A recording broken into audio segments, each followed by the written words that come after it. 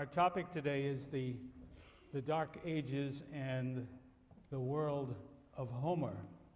And of course you have, as one of your reading assignments, a problem that deals precisely with that question, that asks the subordinate questions, was there a world, a real world, that Homer's poems refer to? If so, what world was it? Was it the world of the Mycenaean Bronze Age? Was it the world that succeeded that Bronze Age that we call the Dark Ages? Was it the world in which tradition says Homer himself lived, that we think of as the transition to the classical, well, first to the archaic and then to the classical period, the period in which we think about the dawn of the polis? That really is the question we are wrestling with. And of course, behind it all is the idea, can we seek any historical information from Homer's poems at all? It would be a terrible blow to me and everybody else in the field if the answer was no, because just about everything we have to say about this period between the Bronze Age and the emergence of the polis, most of it involves inferences from our understanding of what the Homeric poems tell us. But I think we need to take a hard look at what we can do. And I thought it would be worthwhile reading a sentence each from the introductory paragraphs that we provide for you in the problem to show you the range of opinion that is pretty representative of what scholars think or have thought on the subject. Moses Finley says, if then the world of Odysseus is to be placed in time as everything we know from the comparative study of heroic poetry says it must, the most likely centuries seem to be the 10th and the 9th. That is to say, what we call the Dark Ages. Anthony Andrews says it may be that the epic tradition had at some stage used as a model for the army before Troy an idealized version of some of those bands of colonists who settled the coast of Asia Minor in post-Mycenaean times. And if you look at the whole story that he tells, that really means quite soon after the fall of the Mycenaean world, probably maybe a century earlier than what Finley suggests. And then A.M. Snodgrass says, I offer this as a further argument against the existence of a historical Homeric society. There isn't anything to be found, is what Snodgrass says. Ian Morris writes, the balance of probability seems to be in favor of a consistent basis to the society of the poems, derived from Greece in the 8th century BC, which would be at the end of the period we've been talking about, the transition to the world of the polis, Homer's own time, when he lived and wrote. And finally, Barry Strauss says, ironically, the more Homer exaggerates, the more authentic he is as a representative of the Bronze Age. So what do we do? Well, all of these are learned and clever men, but I don't think that they're all equally right. But what I should also report to you is that I think there is a widespread consensus among most people who study the subject. That doesn't mean that consensus is correct, but not all of these opinions are shared by the same number, by no means, of scholars. Some of them are far out. I would say the one that says you can't learn anything from this is an outlier. The notion that this is about the Mycenaean world is an outlier. And then you get to, I would say the largest consensus is something like Finley's consensus, but people verging in both directions from that. What you'll hear from me is essentially that consensus point of view. It strikes me as being better supported than the others, but we really have to keep an open mind, because in this prehistoric period, I mean, which really we still are in such a period, you have to be very modest about what you think you know about it. Almost everything is inference and judgment, and very little is anything that you want to call proof. With those warnings, let me tell you sort of what I think most people think about this. First of all, if we want to know about the Dark Ages, what sources do we have available to us? And of course, I've already mentioned the poems of Homer turn out to be a very large source for what most people look to. Secondly, there are legends that the Greeks told about their early history, which come down to us in later sources, and they are available to us to use as sources. The great question is, should we use them at all? And if we do, how carefully should we use them, and so on? This is a good time for me to make a confession so that you'll know how to judge what I say all through the course.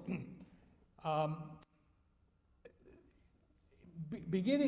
say prior to the late 18th century, when a German scholar began to look at the Homeric poems specifically, very, very carefully, and then really very, very skeptically, and to make all sorts of suggestions that the poems that we have are really not to be thought of as the work of a single poet, Homer, who wrote them both out together, but who began to divide them up into early and late elements, which I thought drove the field of classics insane for about 100 years, while folks argued about the unity of Homer, the unity or not the unity of one of the poems, and so on. But it began a critical study of the poems for the first time, and critical methods were applied to history for the first time ever, really, in early 19th century and thereafter. And it became common to reject any ancient story that wasn't really nailed down very, very firmly by some device. To take a skeptical view, and a very interesting example of how things change.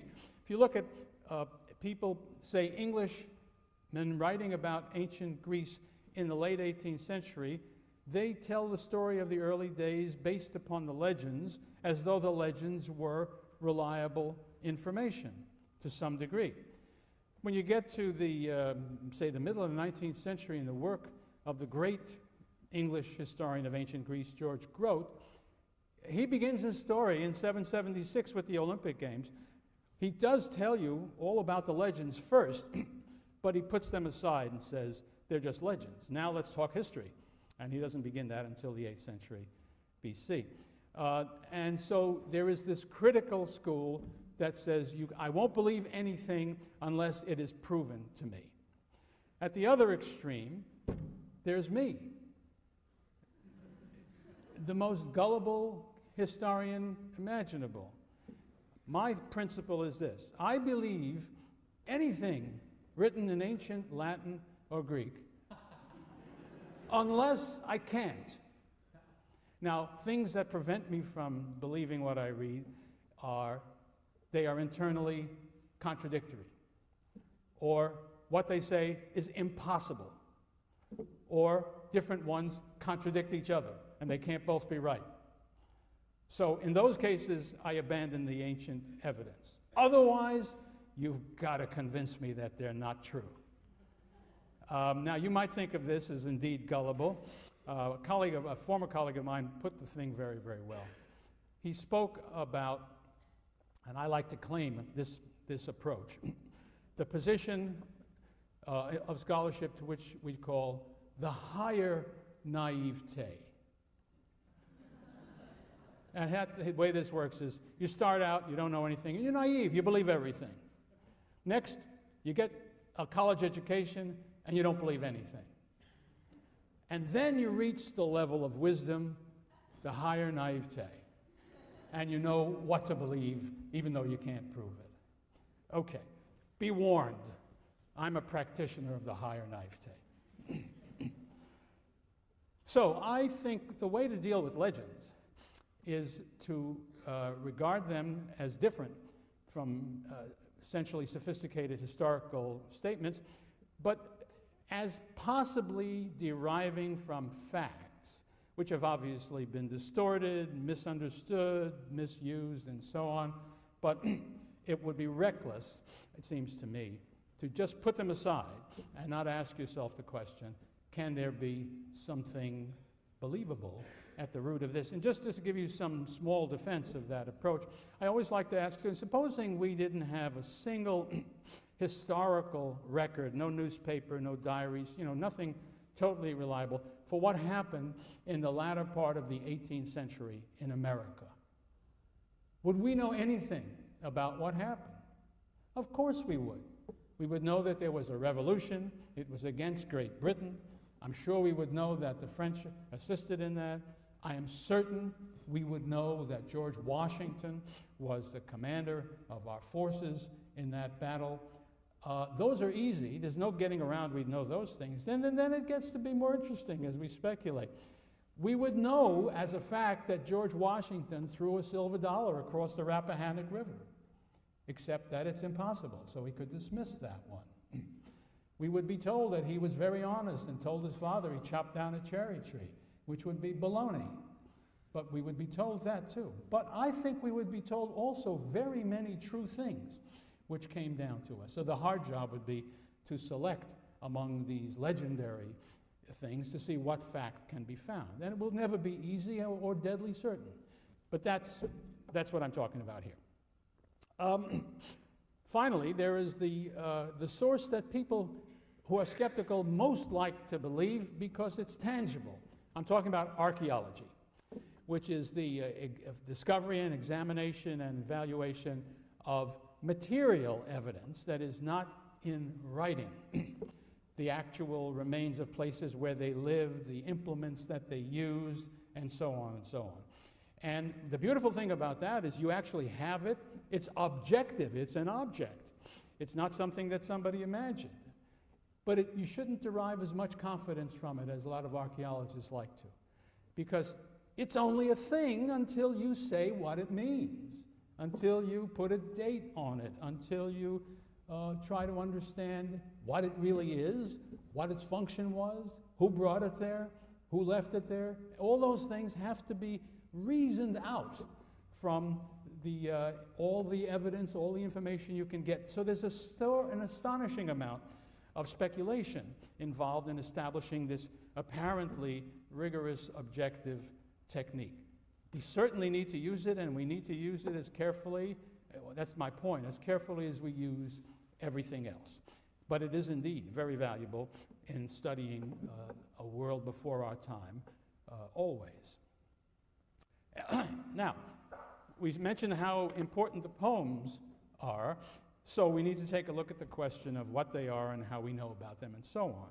I mentioned to you that the Iliad and the Odyssey were known in the Western world continuously from the time that they were made available. So they were known, and they were very important in the minds of those people who knew about it. But I also mentioned last time the impact of Schliemann's excavations, which turned everything around. The hyper-skeptical point of view taken by scholars in Europe in the 19th century was eroded very sharply by the discovery of places that really convinced pretty much everybody soon that they were Troy and that they were Mycenae. And so the stories couldn't have been simple inventions, and that began a new phase in the story. And again, to repeat what I said last time, there were certain stunning physical resemblances between what Homer said and what we could see. The palaces were like the palaces that he described. The world that they lived in was a world in which bronze was what was used for implements and weapons and such, not iron, and that squared with what was found in Mycenae, what was found in the Mycenaean world, namely bronze implements and fundamentally not iron ones. Sometimes there were interesting little problems that emerged, and one of those has to do with the use of chariots in warfare. Well, Homer has his heroes using chariots. And we know, excuse me, we know that chariots were used in warfare in the Bronze Age around the Mediterranean Sea. We have hard evidence of that in Egypt, in Asia Minor, and in the Tigris-Euphrates Valley. So you would say, well, that's another place where Homer got it right, except for the fact that we also know how chariots are used in warfare. And the closest analogy, I think, is to think of chariots as tanks. One famous tactic is if you have an infantry force coming forward, you send tanks in it to break up the line of the infantry, and so that you can defeat the infantry in that way. And apparently that is the way you use chariots in ancient Bronze Age warfare. You would send a chariot racing toward the line of infantrymen, and the usual outcome was the infantrymen would panic in the face of being charged by these things, and would break their line and give the other side an opportunity to wreak havoc with their army. Well, what do the Homeric heroes do with their chariots? They use them as taxi cabs. Achilles or Patroclus or whoever is on his chariot. There's a driver in front who's driving. He is riding down from the ships or wherever he is, from the camp to the battlefield. He might pick up a missile of some kind, a spear typically, and fire it at somebody as he goes by. This would be a drive-by killing. And but then when he really gets to where the action is, he hops off and gets it. Now we're going to have some fighting. And so the implication, I think, is that the memory of chariot warfare back in the Mycenaean days lingered, was captured in the poetry that goes back, the bits of the poetry that goes back to the Mycenaean period, but how they were used was forgotten. And so the poets in the subsequent years then thought, how would I use a chariot, never having seen a chariot fight in a battle, and that's the outcome. So Finlay particularly makes a lot of this as being rather indicative of how he pictures the poem's work.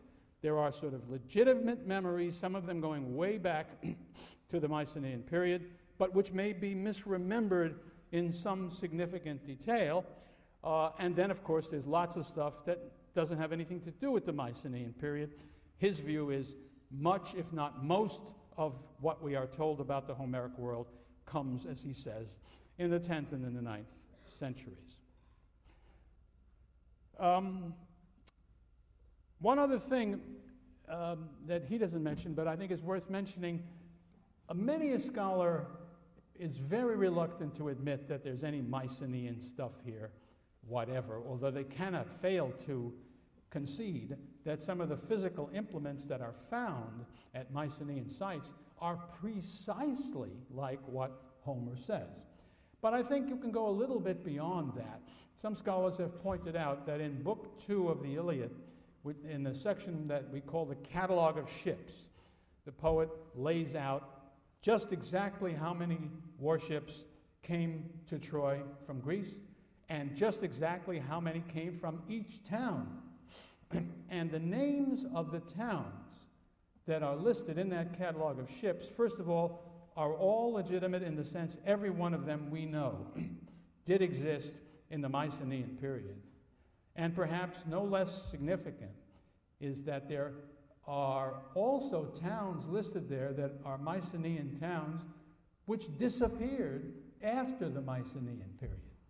In other words, they couldn't just have named towns that used to be Mycenaean but were still around, so that's why they knew them. No, some towns that had disappeared, the names of those towns show up in the catalogue of ships. There's just no way to explain that except to say that catalogue of ships goes back to the Mycenaean period.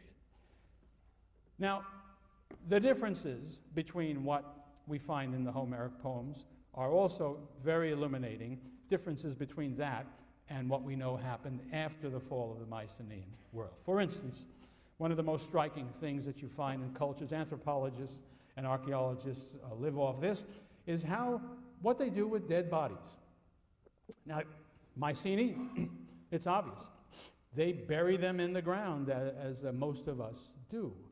The graves in the circle, the shaft graves, and then the beehive tombs for the big shots. But even outside in the countryside, we find graves which have bones of people in them. But we know that the Greeks in Homer don't do that. The Greeks in Homer have incinerate the bodies of the dead. You remember the Iliad ends with the actual cremation of the bodies of the relevant people. So that's a very significant difference. That memory had simply died out. And it helps us to remember, too,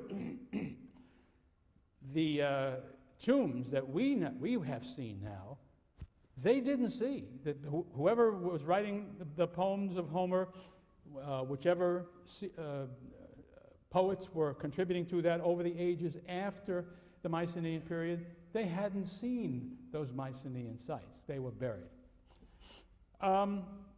There are also differences sometimes in the shape of weapons that we find in the Greek world after the Mycenaean period compared to what are described in Homer's poems. And also, Homer describes certain of these weapons which don't fit what we find in the ground.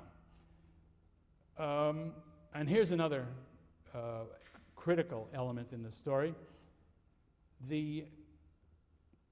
We know that the Mycenaeans, or at least some small number of them, could write, because we have the linear B script, which we can read.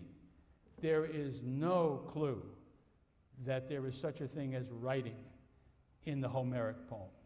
There's one very abstruse clue where somebody seems to know something about it. But fundamentally, it's an illiterate society. And that is a major difference between the world of Homer and the Mycenaean world.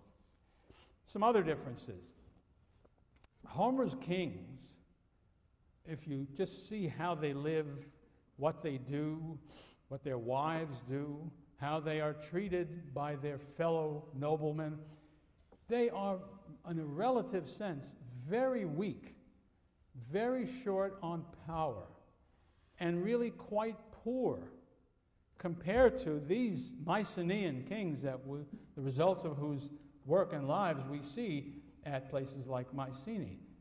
Remember, I tried to emphasize how rich you would have to be to undertake the building of the temple, to undertake the construction of one of those beehive tombs. You had to be very confident, because it was going to take a long time, a fantastic amount of labor, a tremendous amount of money to do that. There is no evidence in Homer that anybody had that kind of wealth or that kind of power. What do the queens in Homer do in their spare time? Or maybe it's not their spare time, maybe it's their regular time. Well, one of the things that they do, in fact, when the Homeric heroes refer to their wives, there are really only two places that they seem to be associated with. One is the bedroom, and the other is the loom. What these ladies are doing is weaving cloth. Now, that's not what queens do. I'm sure the Mycenaean queens didn't do that. But it's very, very interesting that is what the Homeric queens do that. Well, how are we to explain the discrepancies that are so great between these worlds? And the answer that almost everybody now accepts without argument is that these poems were created orally and passed on orally, that they were not written down, and so that what we have in the poems of Homer reflects centuries of bards passing on bits of the poem, or the poem in various versions, being always creative. I mean, any bard, if by analogy we know about bards in the modern world, we have some evidence on that, Milman Parry, a Harvard scholar back in the 20s, went to Yugoslavia to live in the mountains in the backwoods, and he lived with people who still had these bards around, who created sort of epic narratives of considerable length, nothing resembling Homeric length, I must say, nothing that long, but long enough in which they would tell the same stories in verse and music, and you could recognize the story as you went from bard to bard, but every bard added and subtracted things to suit his own talents. That's the idea of the game. And then Parry demonstrated, by careful scholarship of the Homeric poems, that is the way the Homeric poems were, in fact, I want to use the word stitched together, because in the ancient Greek world, the people who sang, recited, created the poems of the Homeric epics were called rhapsodes, and that means stitchers of songs. So what you have to imagine is sometime back, I would argue, in the Mycenaean period, somebody began making up one of these songs, telling the story of Greeks going to attack the city of Troy. And that for centuries thereafter, different rhapsodes repeated that, but elucidated that, illuminated that, extended it, changed it, tried to improve it, and sometimes they added stuff. They were alive in the 10th century, some of them were alive in the 9th, and certainly some of them were alive in the time of Homer in the 8th. So that what we have before us is that kind of product, and that will explain both the similarities and the differences. And that is what underlies our interpretation of how the poems got to be what they were. So what world, what is this world like that emerges from the world of Homer? Even, we don't have to make up our minds in advance whether it was a real world or a completely fantastic one, but at least let's see if we can describe what world it looks like. And I'm going to focus my attention on what you might call the political side of that society as it reveals itself in the poems. We hear about key individuals, and I've used, last time I mentioned to you, 2 words. I think I did, but I'll mention them again this time. The head of the expedition to Troy, Agamemnon, the sort of generalissimo of that expedition, is called Wanax. When you drop the W, as the Greek later dialects did, it becomes Anax in later Greek. He is, so far as I know, and I think I'm not forgetting, he is the only human being referred to in the poems in that way. There are, however, an individual in the poem who is referred to as a basileus. The plural is basileis, which is normally and regularly translated as king. And that's right. For instance, in historical times, when the Greeks referred to the great king of Persia, who was a real king and a powerful figure, a king in every sense, the word they used for him was basileus. But we quickly see that the people referred to as basileus in Homer are not like the great king of Persia. They are much lesser figures. I'll come back to that in just a moment. The Mycenaean kings, we know, thanks to the Linear B tablets, were referred to, the singular once again is Wanax, and the plural is Wanaktes. But in Homer, the term is reserved for Agamemnon or for gods, but not for any other human being. And that raises the question, why is Agamemnon Wanax? And that, I think, we have to understand as being because of his function in the situation.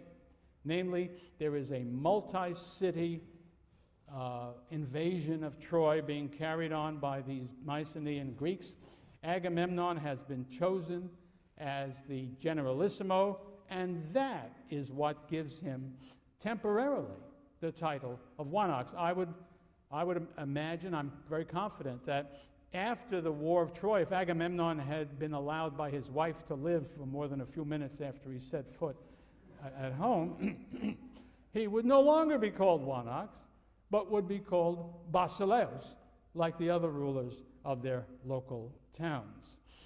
You remember I suggested that in the Linear B tablets, when there's a reference to a basileus, he's clearly well below the one ox.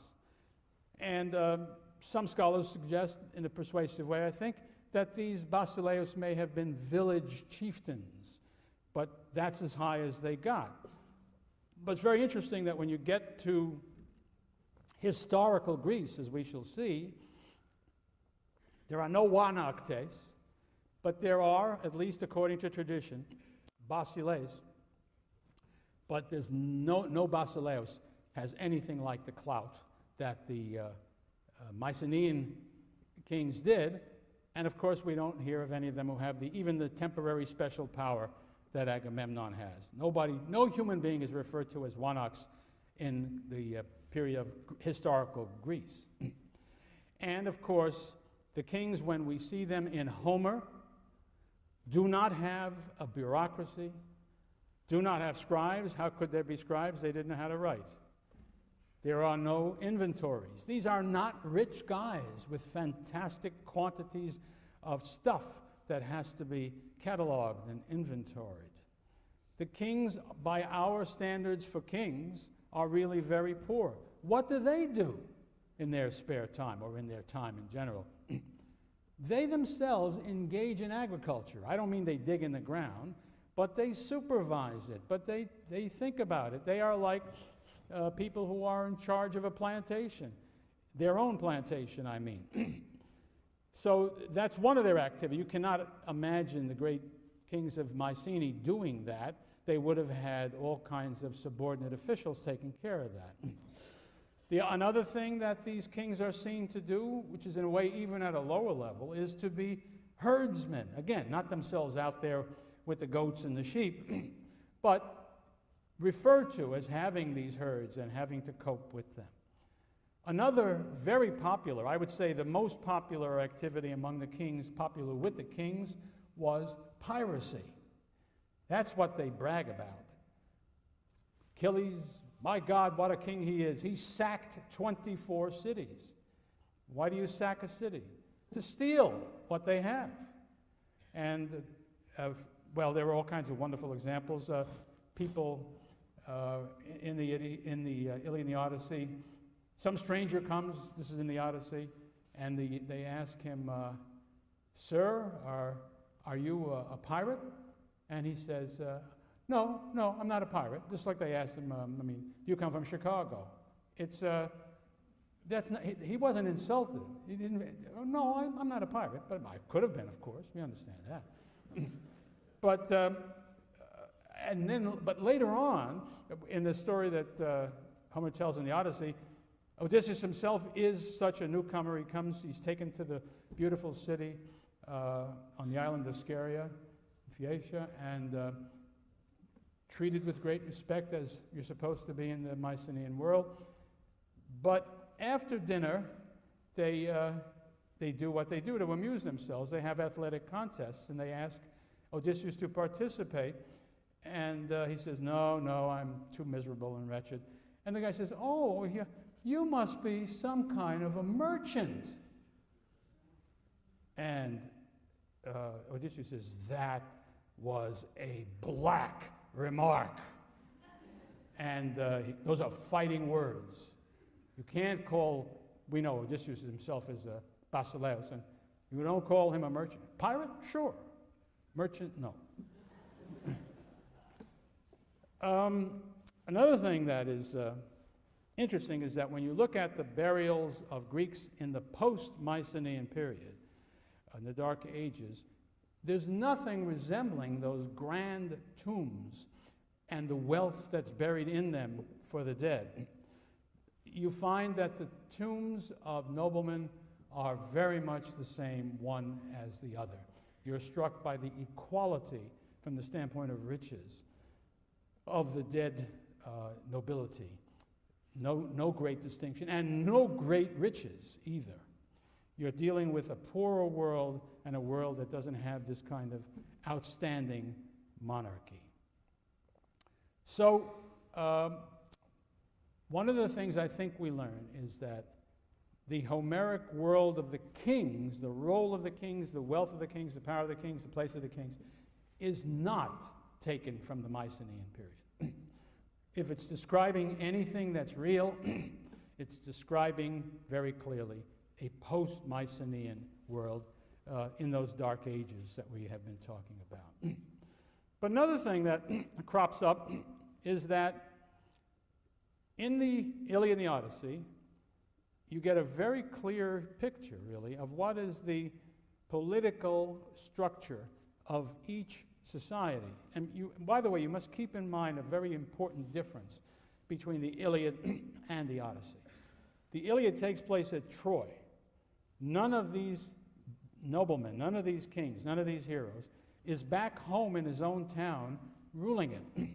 He is at war and he is serving under a commander, and so the behavior of these people towards one another is not precisely like what it would be. And here you see in the Odyssey is what it would likely be, and the place where you see it is back in Ithaca, when Odysseus is there, or when we're taken to see what's going on. I think that's a very important distinction to make. But even when they were at Troy, and in this sort of non-typical situation, we still see the same institutions working, the same relationships being present as would be present at home, although you have to watch out for the difference. What do I mean? How are decisions made? Does the king simply say, do it, and it gets done? Nothing like that. The king has got important powers. Agamemnon, as the chief out there in the Iliad, he can call a meeting of the assembly. But it turns out he's not the only one of the, I should say, the council. I'll come to that in a minute. But he's not the only one who can. Any nobleman who wants to can say, we ought to have a council. And then that council will come together and do whatever business they wish to do. The council, however, is limited to noblemen, to these basileis. Ordinary soldiers do not attend. And that's one of the things I think we must grasp immediately. The key line in the society of the Dark Ages appears to be certainly not between monarchy and everybody else, but between nobility and commoners. That's the really important, serious line, certainly politically and in other ways as well. There is, however, in Homer, an assembly that consists of the men, in the case of Troy, of course, the fighting men who are there, but who are not basileis, but also at home, the men of fighting age and condition. They are the only ones who matter. Of course, as in all of the rest of Greek history, women are excluded from the political realm, and of course, well, I'll just leave it at that. But so too are there's obviously an age limit. You have to be of an age to be a fighting man. It's not necessarily defined for us. It depends on could have been 18, could have been 20. In Athens in classical times, it was 20. Well, let me just remind you of some events that show you how these things work. Remember, the Iliad starts because of a quarrel, and the quarrel emerges from the fact that the Greeks are busily being killed by a terrible plague that has struck them. They say, we've got to find out what's happening, why. They always assume that if something like that happened, it was some god or gods who was angry with them, so they get a seer who goes and says, is persuaded to try to find out what's happening, and he finally does ascertain that Apollo is angry with the Greeks because Agamemnon took a maiden from her father, and that father was a priest of Apollo. And so when this is ascertained, Achilles, the biggest, bravest, strongest, fastest hero on the Greek side, intervenes and says, well, look, why don't you give back the girl, and then Apollo will stop killing us, and everything will be okay. Agamemnon gets furious with Achilles. And he says, no, I'm not giving back my girl. I'm the boss here. See, as Edward G. Robinson used to say. And how many of you ever heard of Edward G. Robinson? Just raise your hand, please. Good. Put me in my place. It gets worse every year for me. Achilles then speaks up and really lets him have it, chews him out, tells him what a bozo he is. And you know, the very important thing is, how can you do that if this is a king? And the answer is, you can do that because you're both kings. There is nothing out of line in the sense of violating some kind of a real rule of the society, but it's not typical, and especially since Agamemnon has this position as the boss, the most kingly of the kings. That's the word that Homer uses of him, basilutatos, the most kingly, and that's because of his position. So Achilles is not doing anything sort of illegal or unconstitutional, but he's doing something that's really out of line from a normal point of view. And finally Agamemnon says, no, I'm not going to give back my girl, but I'll tell you what, I will give back my girl if I am given the girl you took from a different Trojan, and that'll be fine. I'll have your girl and you won't have any. So now Achilles really blows his top. And from the quarrel, and finally when he says, okay, if that's what you're going to do to me, I'm taking my armor and I'm going home. And off he goes, and he sulks in his tent for the next 9 books. And this turns out to be a serious problem for them.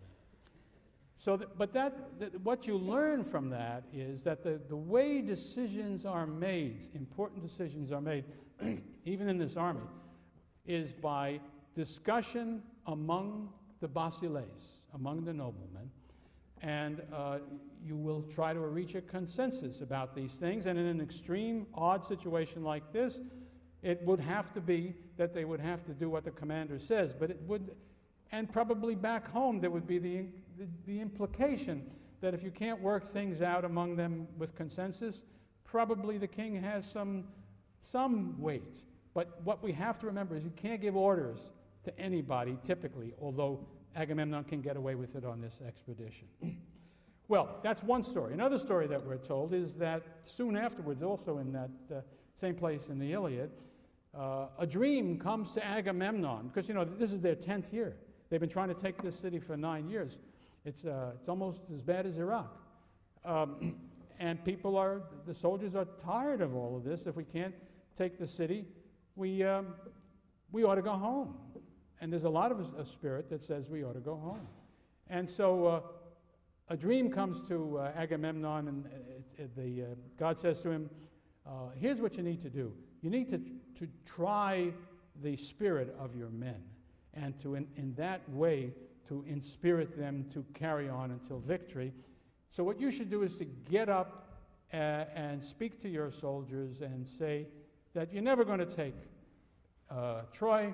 You might as well pack up and go home. And then they'll say, no, king, no, we refuse to do that. We insist on staying. We're going to re-up and do another term, and we're going to take the city.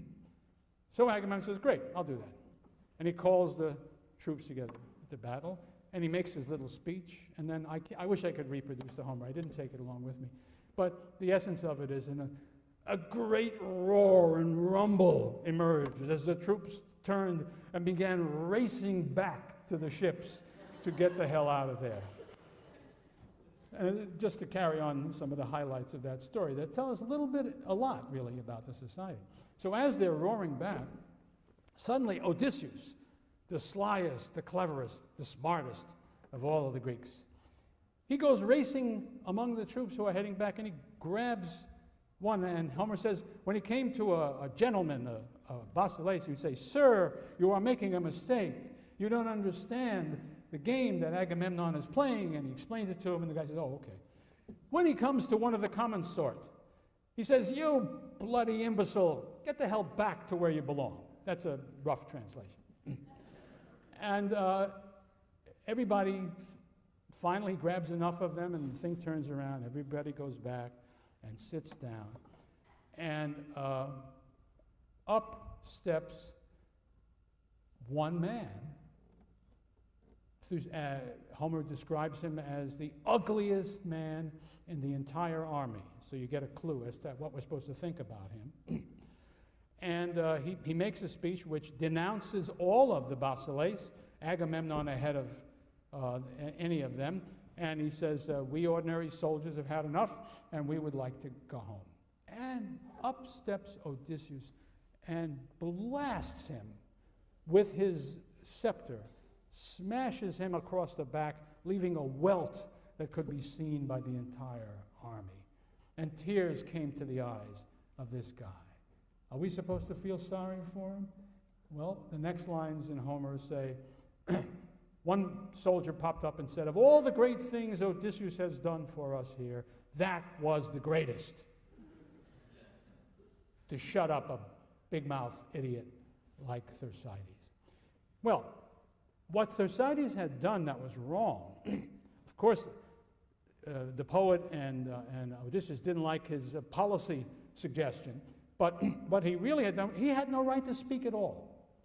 The only people who could speak in a council or in an assembly were the noblemen, the basileus. So he had crossed the line as an ordinary soldier to rise and to say anything was a violation of the culture. And that's one of the places where you see where this sharp line exists. They just take orders. But the gentlemen don't just take orders. They can argue, and sometimes they can win the argument. So what you see in this very brief and inadequate account that I've given you is that we really, in spite of the fact that we have basileus, and even in this case anax, we really don't have a proper monarchical tradition. When we think of monarchs, single rulers, we think of Hammurabi, and we think of the kings of Persia, and we think of Louis XIV. We do not think of what we have here, which is a bunch of noblemen who are essentially equal.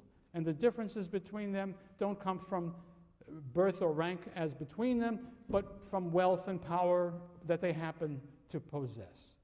It is rather not a royal society, but an aristocratic society. I think that's the main message. And it is the matrix of all future political ideas and arguments in the Greek world that comes after this time. I think you need to understand that what the Greeks in the historical period, once we start having written records by the Greeks themselves, the thing that is the standard position. What is this thing on the computer when you fall back to a position? What do you call that position? Huh? Say it again? No. Fall back, what is it? Default, that's right. Good. The default position in Greek political theory is aristocracy. That is the normal thing. A very good example of that is what I've been telling you, that's really what happens. And here's another thing. If you go to the end of the Greek story, when you think about political theory, there's Plato. And when he lays out the ideal society in his view in the Republic, we find there are multiple rulers. And these, of course, turn out to be the winners of the Jeopardy contest playoffs. But it doesn't matter. There's never one king. It's always a group of people that the best government, and they will be the best. In his case, defined chiefly by their intelligence, but other things too. Well, anyway, in this case, in Greek political thinking, the aristocracy of birth is the default position. Anybody who wants to argue for a different kind of political arrangement will have to make the case uphill against all tradition. I hope that you'll have that in the back of your head when we get to the story of Athens and the invention of democracy, because it was off the wall from the perspective of Greek tradition. And of course, anybody from time to time, there were individuals who thought that monarchy might be a fine thing. They ran against something that was even much, much more, regarded with much more hostility by the Greeks. When they're through, you know, when they've reached their peak, their notion of monarchy is something fit for barbarians, but not for Greeks. A free man may not live under a monarchy. And the roots of that, I think, are visible in Homer. In passing, I just want to say that Homer, of course, is the basic text, the basic document for all Greek thinking in every area that you can imagine throughout the rest of Greek history. Over time, it becomes not the only one, but it never ceases to be the best known, the most influential, the most powerful.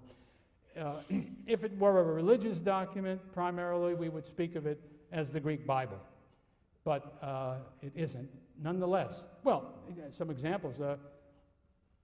Later on in history, there's a quarrel between Athens and Megara as to who controls the island of Salamis. They decide to call in an arbitrator. So they call in the Spartans. And the Spartans say, okay, we'll decide. And they decide that it belongs to Athens. Why? Well, if you look at the catalog of ships in Homer's Iliad, then the island of Salamis had its ships lined up next to the island of Athens. Ball game. It's you have to realize how potent this is.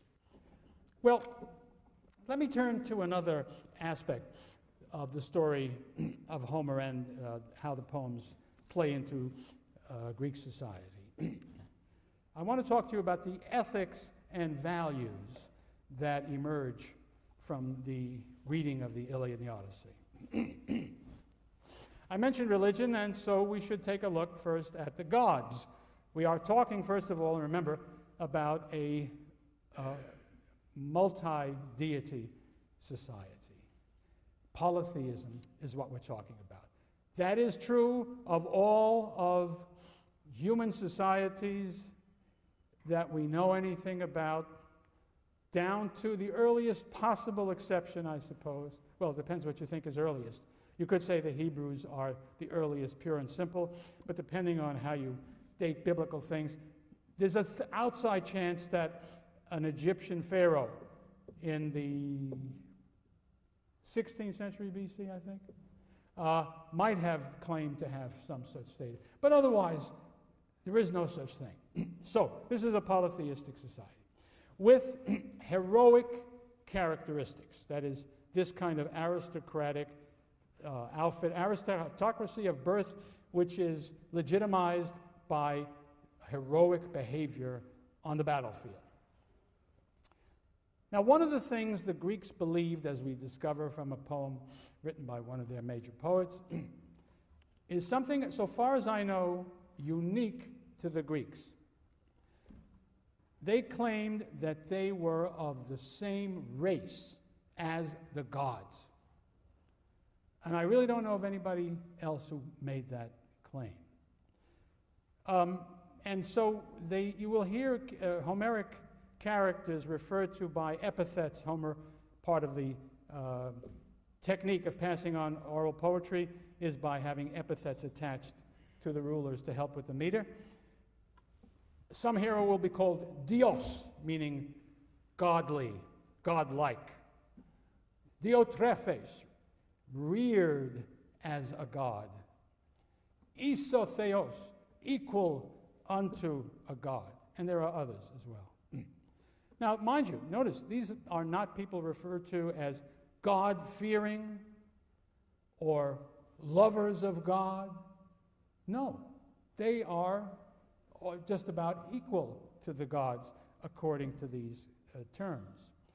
Now, that on the one hand is this extraordinary claim that the Greeks make. They did make amazingly powerful claims for human beings as opposed to divinity, compared to any society that I know anything about. Part of the arrogance that is characteristic of the ancient Greeks. But at the same time, and right away at the beginning, we're getting to such a very Greek thing, a Greek characteristic. At the same time that he is this great thing almost like a god, he is also not a god in the most crucial way possible. Gods do not die. Men die. The mortality of the human being is a reality, and it's of the greatest significance and importance. And of course, men are not as strong and as powerful as the gods. And indeed, as we shall see, well, the tragic view of life, which the Greeks invent and which characterizes their culture, is there right at the beginning in the Iliad and the Odyssey. It says that at the same time as man is a remarkable, marvelous creature, capable of all sorts of amazing things, even unto being almost like the gods, he is nonetheless mortal and dies. And he doesn't have the power that the gods do. And what do you do about that? Well, it's interesting, I think, to compare the Greek way of dealing with this human problem that we all have, the problem of death. How do we deal with the fact that we will die?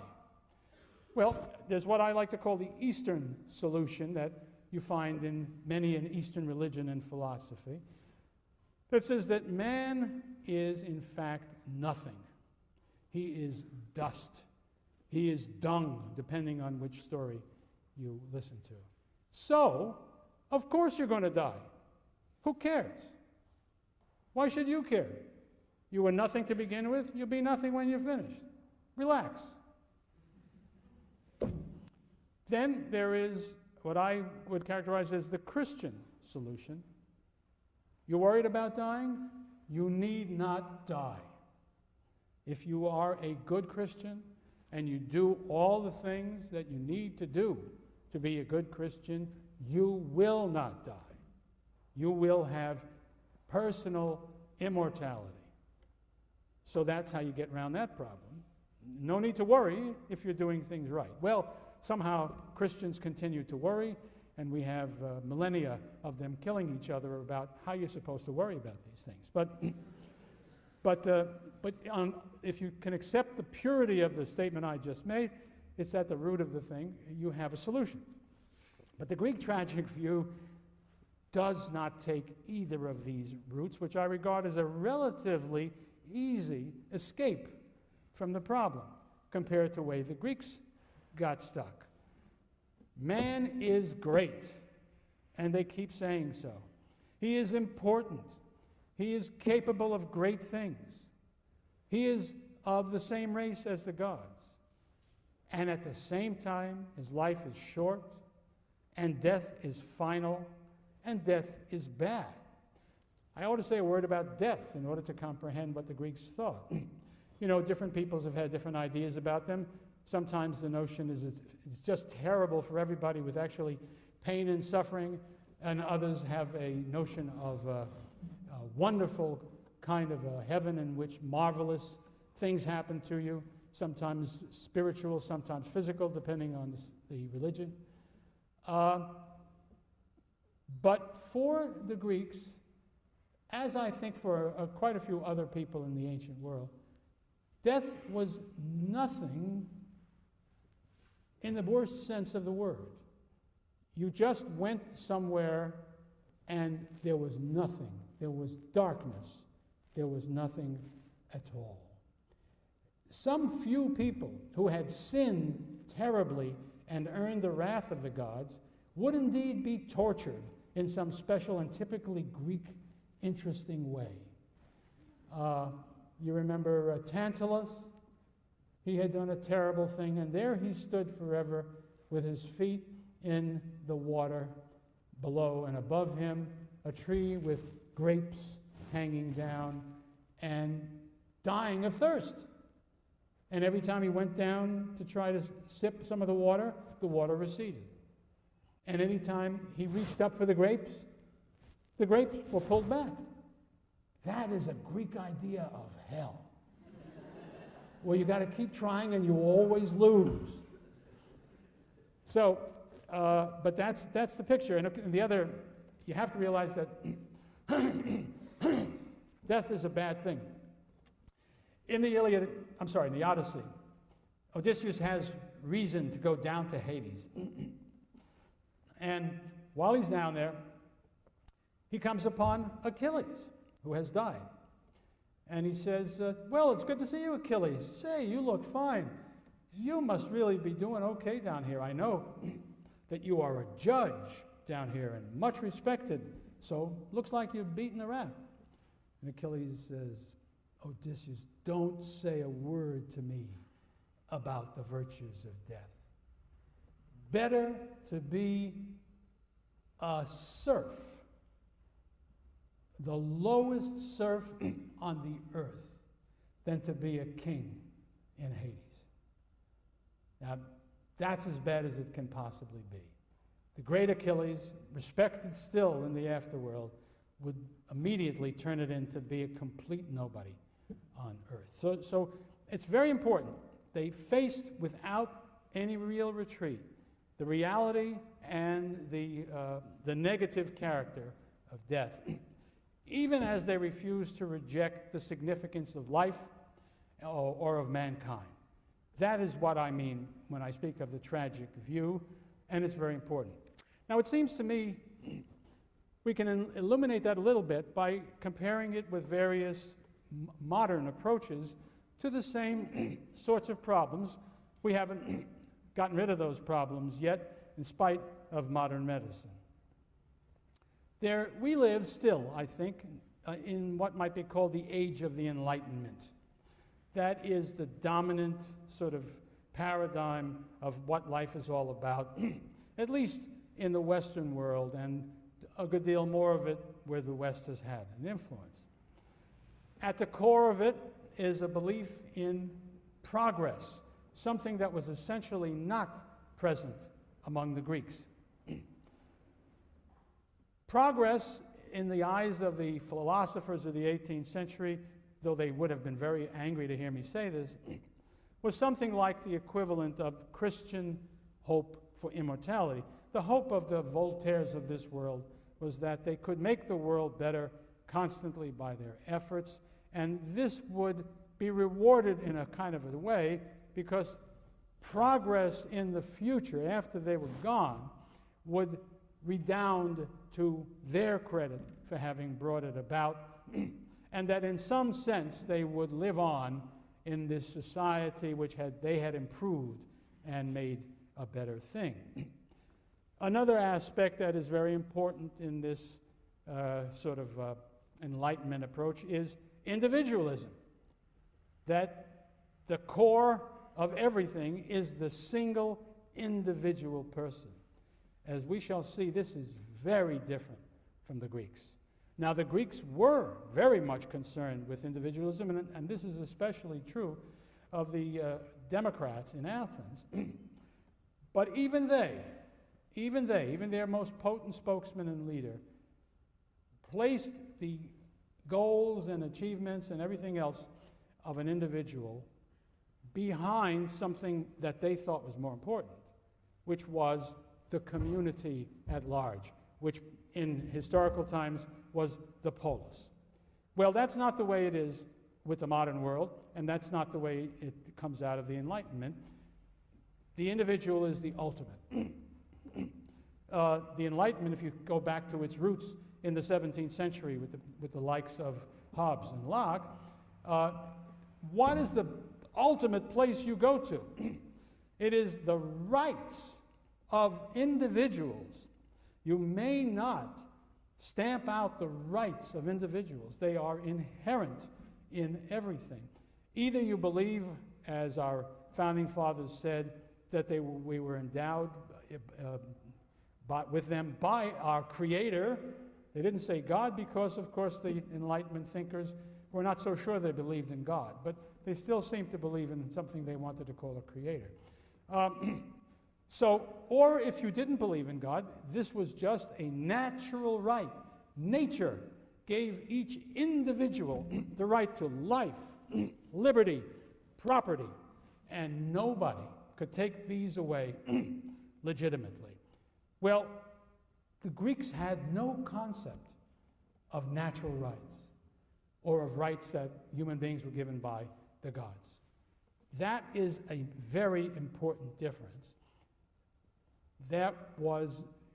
You had to act in such a way as to make life possible and decent, and for the Greeks, that always meant being part of a decent community, the polis. But the modern world, to get back to that, to this Enlightenment world, individualism, and a key aspect to that is hedonism. That is to say, it is legitimate and proper to search for pleasure for each individual, to attempt to please himself however he can. And it turns out that if you could take it to our own day, there are no limits, pretty much, to what he can do to gain pleasure. I would argue that there is a direct line from the Enlightenment philosophy to nihilism. That is to say, a philosophy that says there are no limits to what human beings may do. What turns out to be the practical fact is that he who has the power and the will to do what he wants will be able to do so. And he who has not will be forced to suffer whatever the powerful impose on him. And this is seen by the original nihilists as a good thing. What's his name? Nietzsche, of course, said, some of us are better than others, some of us are supermen. And it's quite wrong and wicked for us to be treated as though we were ordinary fellows. And therefore, do not tie us down with these ridiculous codes of ethics and morals and other things which are simply the weapons by which the weak hold down the strong. This was an interesting idea, but it wasn't new. There's a Greek in the 5th century who says the same thing. There is no definition of goodness for this modern approach. No definition of happiness. Each individual decides for himself what is good, what is happy. What it really does is to evade the question that I'm talking about. Is this all okay? If we're all going to die, then does it really mean that we should just do the best we can at anybody's expense while we're alive? Is that a satisfactory outcome? Will we indeed be happier, better off while we're alive? If we do that, the Greeks would have said, that is stupid and absurd. If you think for 10 seconds, you will realize that's no good. Now, the Greeks, on the other hand, had a powerful belief in the dominance of chance. They accepted what, again, is a very modern idea now, that in fact there is no divine force or divine forces who oversee what happens to mankind on earth, but rather things happen simply in a random way, according to no particular rule, and that's the way it is. It is not virtue or merit that determine the quality of your life. It is chance.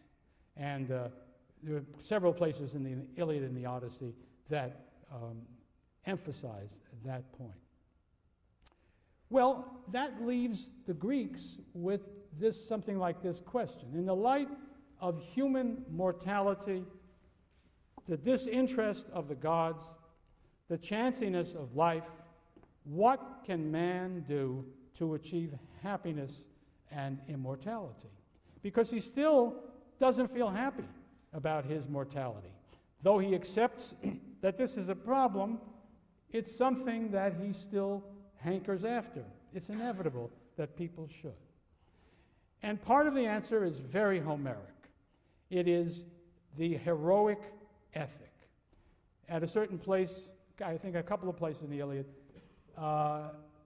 Achilles tells us, he asks, why did you come here to fight at Troy?